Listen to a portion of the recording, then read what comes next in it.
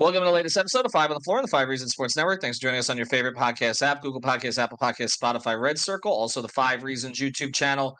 Become one of our 25,000 subscribers. It's free, of course, because it's YouTube. So go there, like, and subscribe. Also, check out Off the Floor. That's our new Discord server. We saw a lot of signups, but if you actually want to see anything, it's $2.99 per month. We have 9 channels there now. We even have a trade machine channel. So you can come up with anything you want to your heart's desire. We'll take a look at them for you, okay? There's all kinds of stuff on Off the Floor. The other cool thing is that you literally can chat there 24/7 if you want, but you get the host updates from us, and you also get inside information from the arena. So check it out. It's the Off the Floor Discord. It's right here in the description on the podcast feeds, on the YouTube channel, also at the top of the 5 Reasons Sports Twitter. Also check out Better Edge. Better Edge uses the code 5RSN to give you $20 to play. That's the number 5RSN. This is a stock exchange for sports betting. That's what they call it. It's really social betting, and it's legal. And we have lots of contests there, including a contest that we just put up, which is for the in-season tournament, which I know Heat fans may not be that excited about that at this point. But also we have one for overall leaders in the month of December in the NBA. So it's just 10 questions, and all you got to do for that one is enter your phone number. So check out betteredge.com. Use the code 5RSN, and you'll get $20 to play. And now, today's episode. Down the Biscayne. Yikes. 5 on the floor. Ride for my dogs. Where here's the thing. You can check the score. Hustle hard, couple scars, wearing bubble frogs. Just like Butler said, you in trouble, y'all. Kept the floor playing. Got it all banned. Y'all seen the block. Stop with one hand. And Pat we trust. It's power, have the guts. We're here to bring the heat. Y'all can hang it up.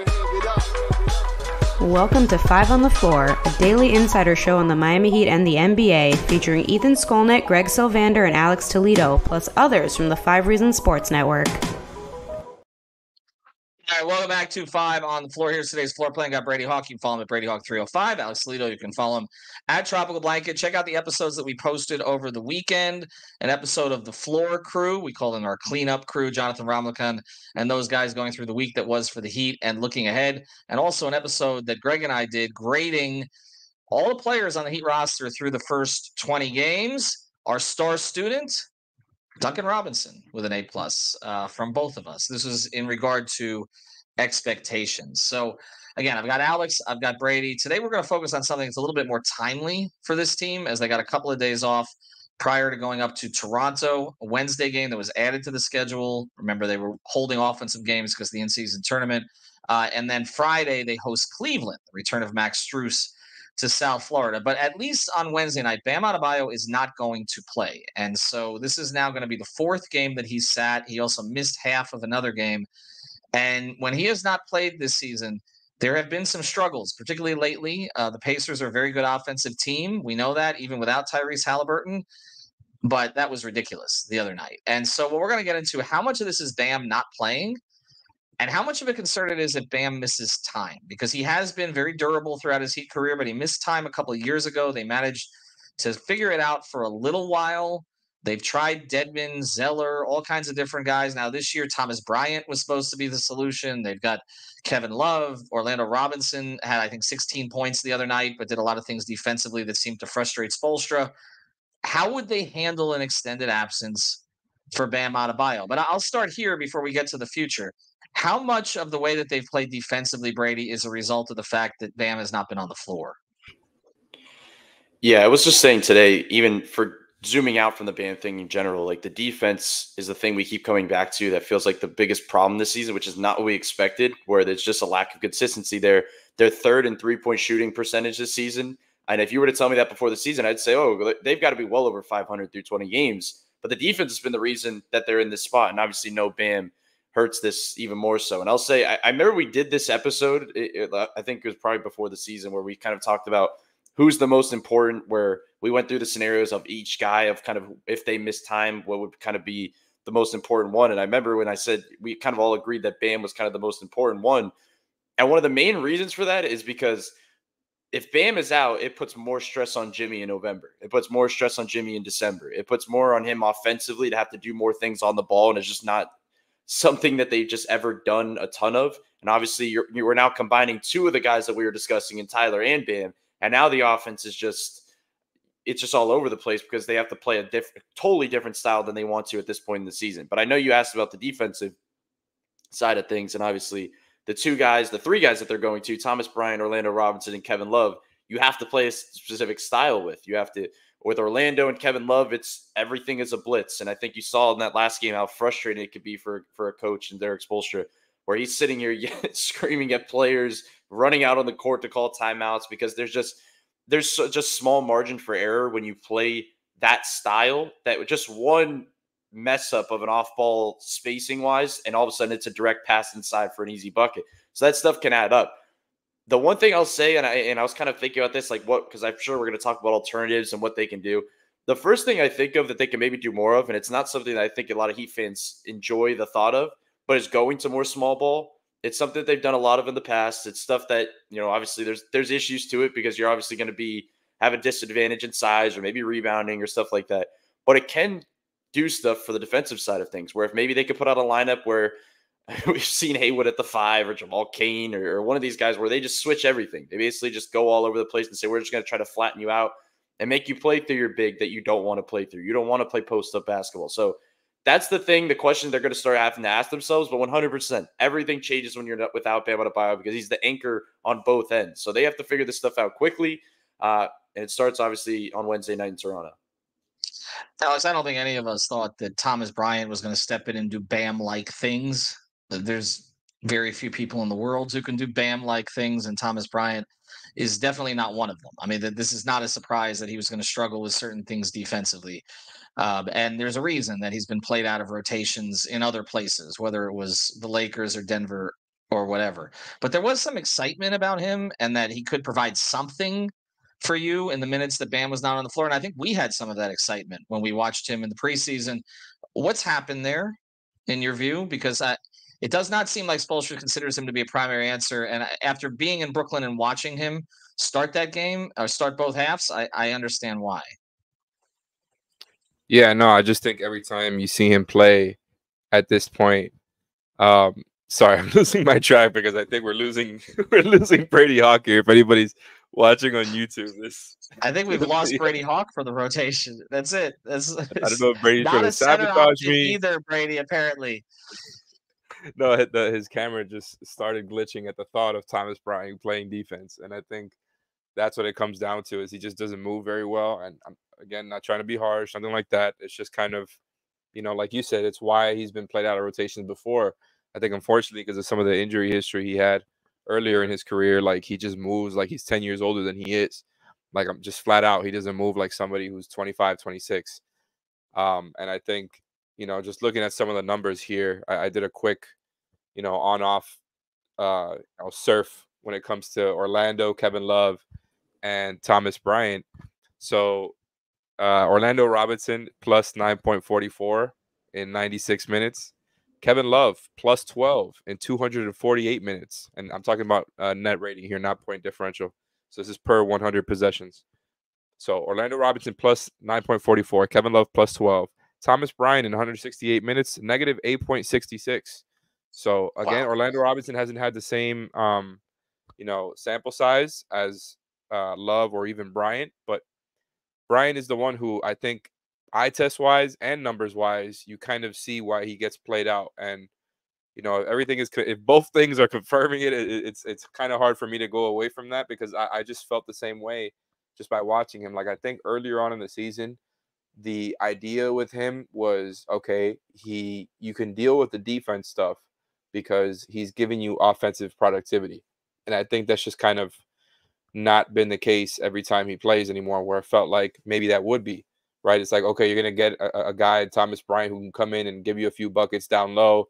I mean, he likes to face up, which is like a nice part of his game that, I wasn't too aware of. Like he just faces up and drives the physicality, but it's just not consistent enough where it's like it's worth playing him over the guy that has been great for you as a 5 with Love. So now if you're talking about no Bam, honestly, the way that it's looking right now, it could just be recency bias, but from what I've seen, like my 5 rotation would be Love in Orlando. And like Brady said, I would have, for certain matchups and certain lineups, like, series against the Pacers there. Like there was times there where they weren't running a 5 and where it was Obi Toppin at the 5. And I'm like, okay, that's the type of lineup I could definitely see the Heat going all small for. So I think that's just kind of what you have to do at this point being. And I think a lot of the, Orlando and Kevin's net ratings might come down in this stretch without Bam, just because Bam, I think, does so much for the team. But I think you just kind of got to deal with what you have. And like Brady said, you're going to have to be playing the certain coverages you do, like when you hedge and recover with Love, or when you blitz with Orlando, you're going to kind of just have to depend on your coverages and depend on the execution, and just kind of, it is what it is. You got to play around their deficiencies. And now I think those deficiencies will come a little bit more to the light, because they're going to have to soak up those minutes that Bam was playing, and it's going to be divided amongst those guys. And you're going to see some of those warts a little bit more. Yeah, I think when we talk about the other possibility of just playing small, I don't think that was the front office's intention this year. Like, I understand, Brady, you talking about how they could do it. Spoelstra has leaned into it. But one of the things that was said to me repeatedly was, okay, we're better up front. Like last year, we didn't have functional bigs. They knew that. Like they had to go get Zeller during the season. They were playing Deadman because they didn't have anybody else, and they were trying to justify that contract a little bit early before they finally able to unload it.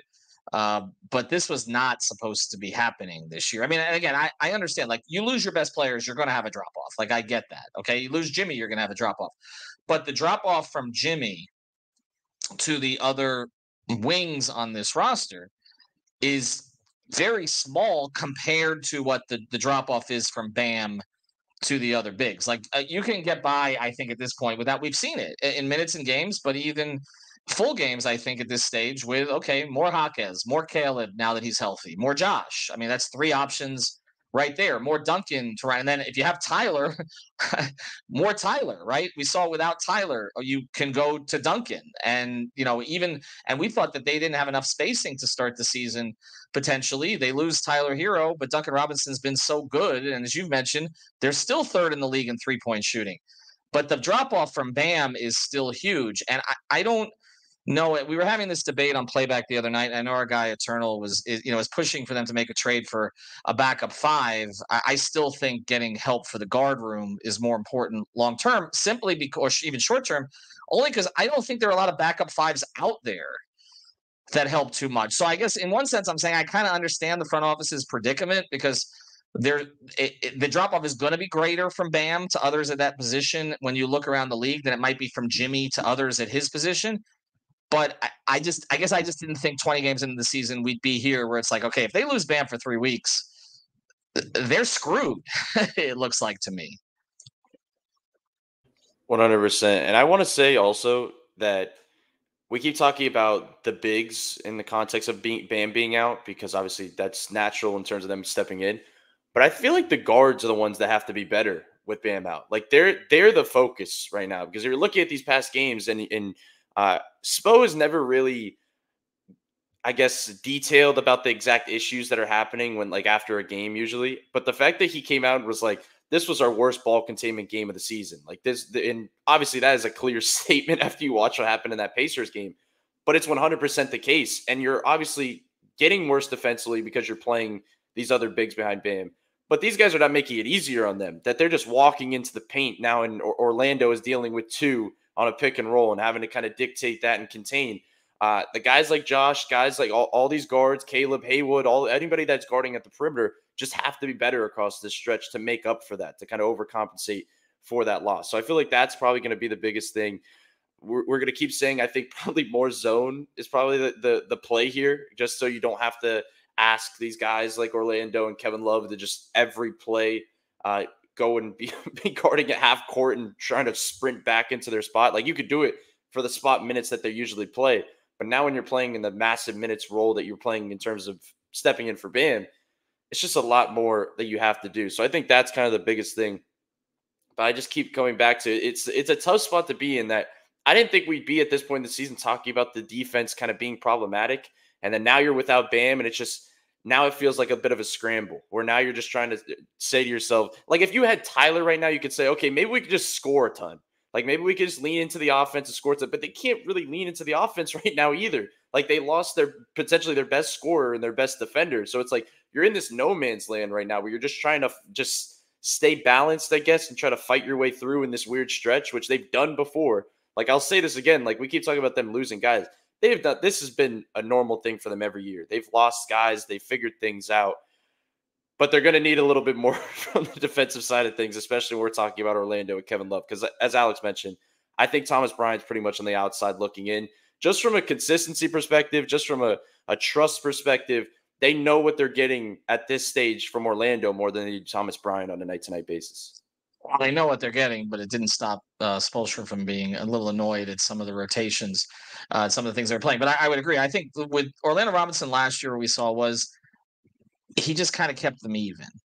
And that's what you were looking for after what happened with Dedmon. And then he got played out because Zeller came in, was actually good for a couple of weeks, but there's diminishing returns with any of these bigs. There's a reason that they don't stay in one place for very long. In some cases, it's like a Thomas Bryant who has kind of made himself into a player. In other cases, it was Cody Zeller, who was a top 10 pick. Like, it's to find, functional bigs that don't hurt you in the modern NBA is tough. It's a different developmental system than it used to be, where it seemed like every team was looking for these, and so the colleges would groom them a certain way. It's not the same as it was. Orlando Robinson, I felt always like he would pass Thomas Bryant because he's their guy, and they kind of and they've had a program with him from the beginning to get him to a certain point, and they tend to have more success with those guys, and that's why whenever all these free agents were out there this year, these low-end free agents, I kept saying they would prefer to give their developmental guys a shot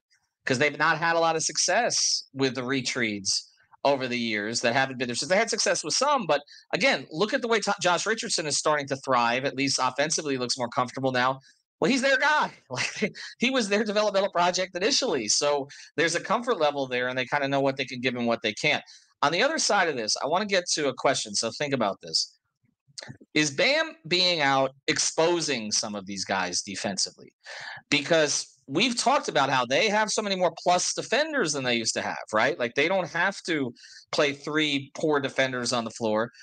But sometimes I think, like, are we giving some of these guys individually too much credit for their defense? Because you have essentially, an athletic anomaly who covers up for everything, not just like a Gobert does inside the paint, but sideline to sideline and all the way out past the three-point line, which most teams, pretty much no teams actually have. All right, we do want to mention a great sponsor of the 5 Reasons Sports Network.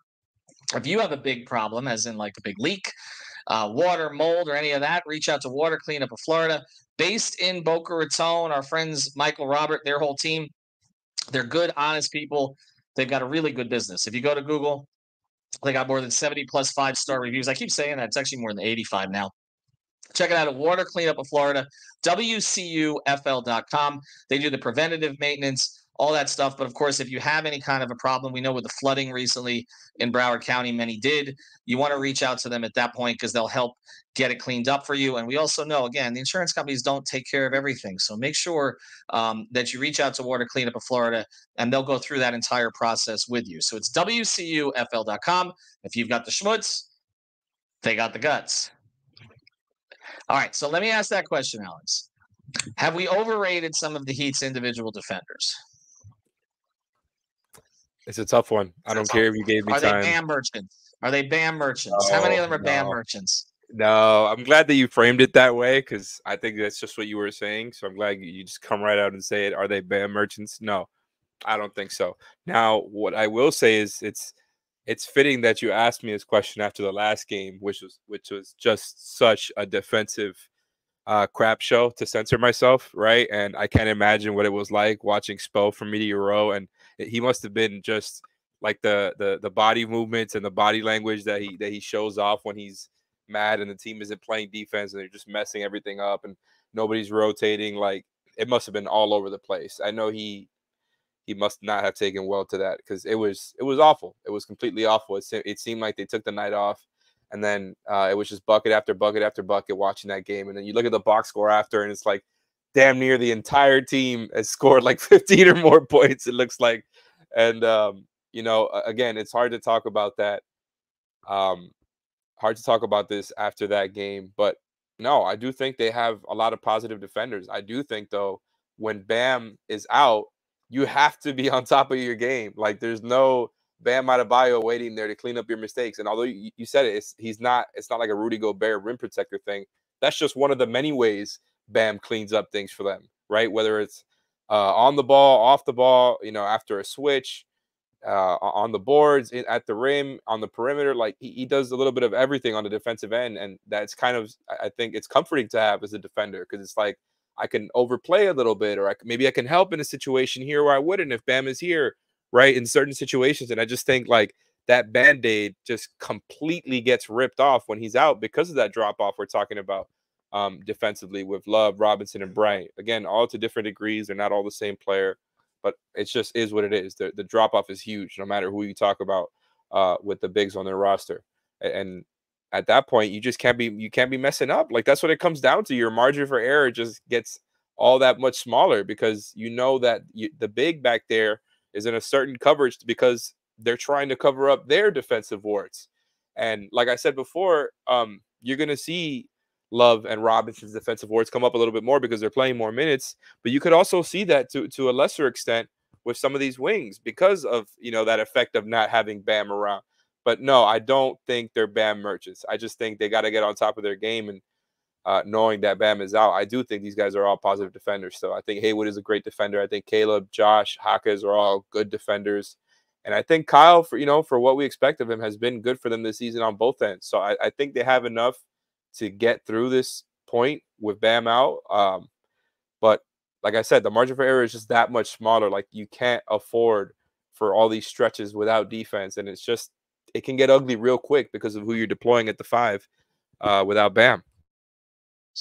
See, I kind of feel like Josh Richardson, Brady, played one of his worst defensive games I've ever seen the other night, so that his buddy Bam can get more consideration for Defensive Player of the Year. Now, don't aggregate that.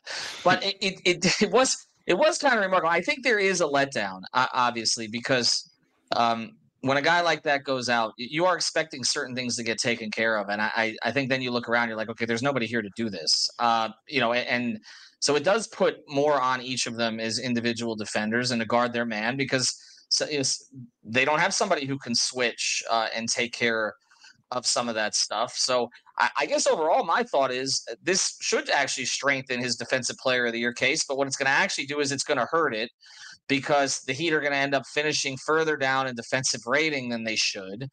So if they end up like 13th instead of 9th, they're 16 right now.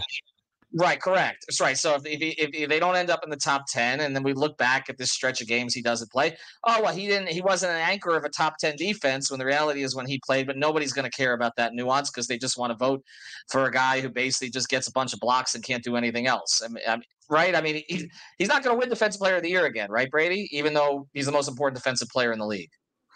I don't think he probably would have won it if he was top 10 in defensive rating and played all 82 games. Like, they're always going to find something. Every year it's a new reason to it. It doesn't matter what happens. So I'm kind of over that case. But I will say, just to bounce off what you were saying before, we think back in past years, like when they've been without Bam, because always the defense has gotten worse when they've been without Bam. Like, it's always going to be the case. But like during those stretches, they never lean on offense. Like, they never have. Even when we talk about in the off season, they never do. And I feel like they always used to get games in the mud without Bam in some capacity, even if it wasn't pretty basketball or wasn't a great defensive performance. That's just not what they're doing right now. Like, even it's a tough example because they just played an extremely high-powered offense in the Pacers and a fast-paced team that you're not getting that team in the mud. Like, that's not happening. But I think Toronto on Wednesday is going to be a really good example of this. Like, we're going to see how they play, because if all of a sudden now you're in another offensive matchup with the Toronto Raptors, that's kind of telling that they're playing a different style than they're used to without Bam, because they still have always just done different things to get to that point. But 100% I agree with Alex, what he was saying before. I don't think I wouldn't go and say that a lot of these guys are Bam merchants defensively. But I do think you realize, like, there's certain stuff that, like, you just don't see their minor mistakes that usually just get covered up and we don't even talk about. Like, there's games where I think Hawk has been like a really good ISO defender. But there's been points like without Bam where you see him get cut off ball, where off ball he's kind of gets caught sleeping a little bit, and there's all of a sudden there's a layup backside.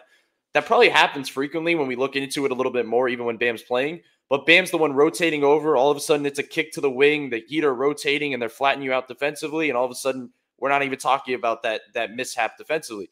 When Bam's not playing, Thomas Bryant or Orlando Robinson is not quick enough to rotate down low, and all of a sudden, it's a layup down there. So everything changes just because of that. So you just can't – it's really about the mistakes. You just cannot have as many minor mistakes on defense when you're without Bam.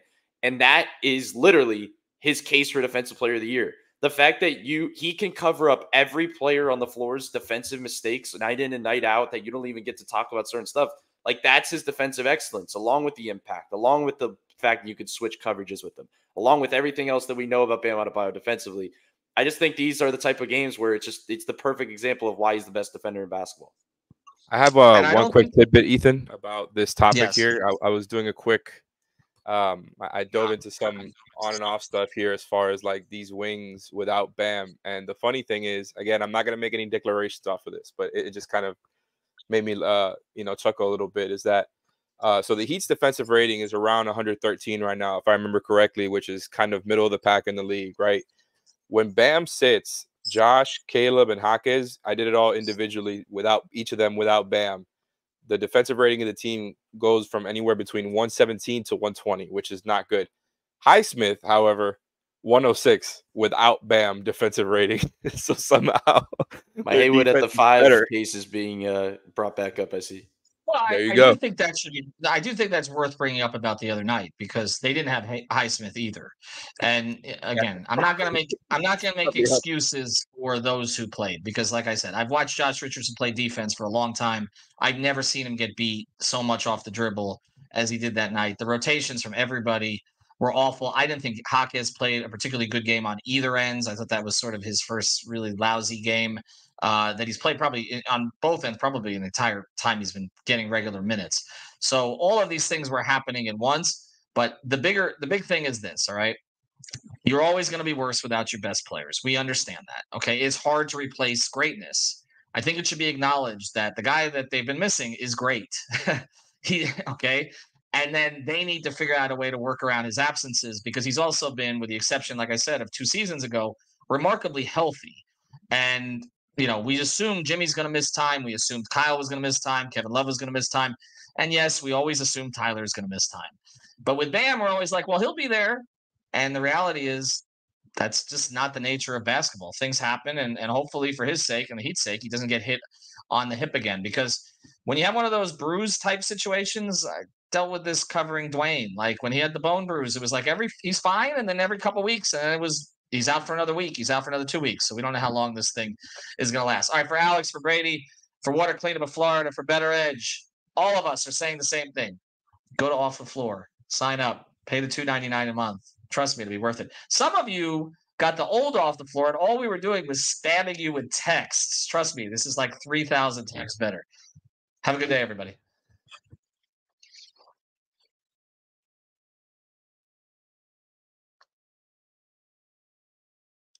Thank you for listening to the 5 on the Floor on the 5 Reasons Sports Network.